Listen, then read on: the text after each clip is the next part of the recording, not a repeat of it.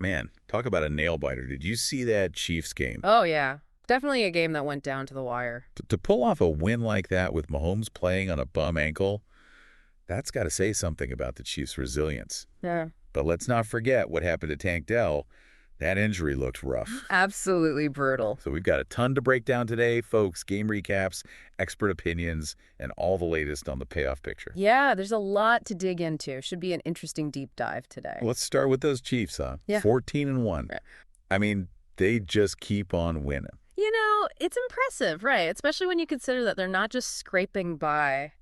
They're actually dominating. Like in this game against the Texans, Mahomes with a high ankle sprain, and he still puts up 260 passing yards and 2 touchdowns. Not to mention that incredible rushing touchdown. Longest of his regular season career, I heard. Exactly. The guy is tough as nails. We've seen other quarterbacks sidelined for weeks with similar injuries, but Mahomes just keeps going. Almost makes you wonder if a little bit of adversity brings out the best in him. Could be. And hey, it wasn't just Mahomes. Oh, yeah, the rookies really stepped up. Worthy and Brown, particularly given the struggles the offensive line was having, they really showed their potential. Definitely players to watch in the future. And, of course, the defense can't go unmentioned. Oh, for sure.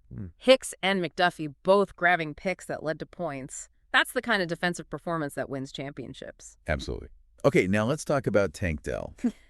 That injury was just heartbreaking. Dislocated kneecap and a torn ACL after scoring a touchdown. You hate to see that happen to any player. Yeah, no kidding. Such a tough break, especially after making such a great play.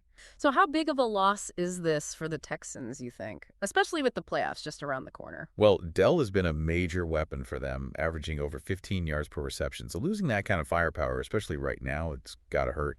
And then on top of that, they lose safety Jimmy Ward for the season as well. Another huge blow to their defense.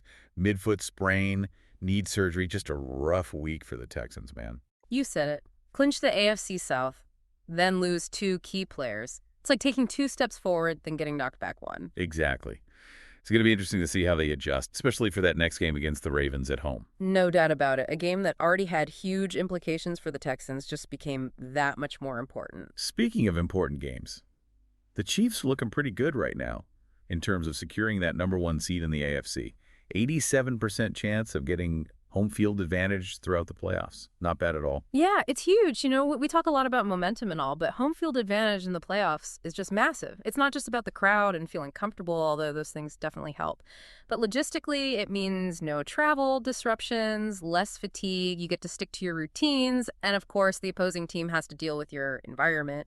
And let's be real, playing in Kansas City in January, that's not easy for a lot of teams. No, not at all. You know, one thing that stood out to me in the game summaries is that C.J. Stroud's performance, while not terrible on the surface, he was 22 of 34 for 244 yards, 2 touchdowns, but he also threw 2 interceptions, and those picks really hurt the Texans at critical points in the game. Yeah, exactly. That's where the context really matters. Sure, his completion rate looks decent, but it's actually lower than a season average, and those 2 picks were costly. It's really a game of inches, isn't it? Oh, absolutely, especially in the NFL. Every play matters. So looking ahead, it seems like the Chiefs have a relatively clear path forward, right? They just got to manage Mahomes' ankle, and their remaining games are against the Steelers and Broncos teams they should be able to handle. You would think so, but that's why they play the games, right? Very true.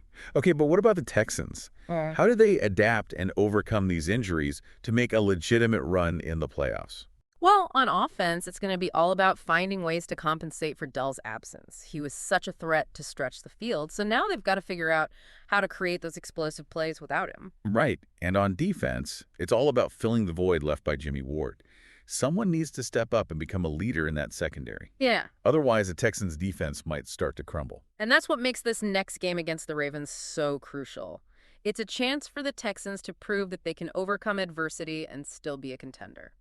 All right, so as we wrap things up here, we see the Chiefs on the verge of clinching that top seed in the AFC, while the Texans are facing some serious challenges. But hey, that's the NFL for you, right?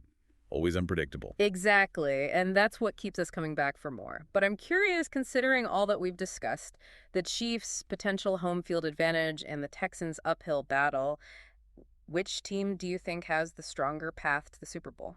Ooh, tough question. It's definitely a toss-up. But we want to hear from you, listeners.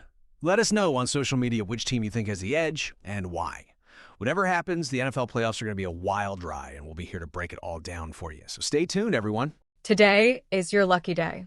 Today is the day that our $3 website works for you, paying you directly to your PayPal daily. Imagine $3 ongoing continuous payments to your PayPal account. Imagine falling asleep and waking up to $300 in your PayPal account. How would this make you feel? How could this help you? What bills could you pay? What kind of fun could you have? What does that retirement look like now? All for a one-time payment of $3. This website is DFY done for you, fully built and completely hosted, and never stops collecting payments for you. You have spent $3 on coffee on a regular, but that coffee won't help you create multiple streams of income. Click the link below.